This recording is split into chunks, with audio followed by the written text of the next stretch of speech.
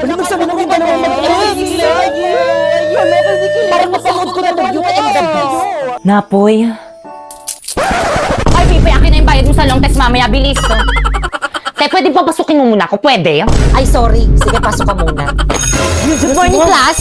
Good morning, ma'am. Good morning, ma'am. At dahil malapit ang birthday ko, hindi mo na ako magtuturo ngayon. Ayun! Advance happy birthday, ma'am! Gusto mo natin nasa birthday po.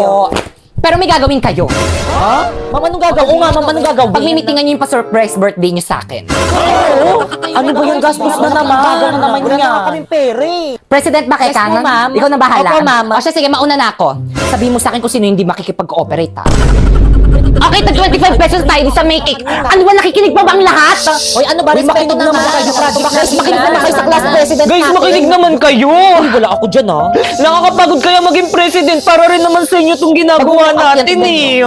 O, di ba? Huwag mo abulin.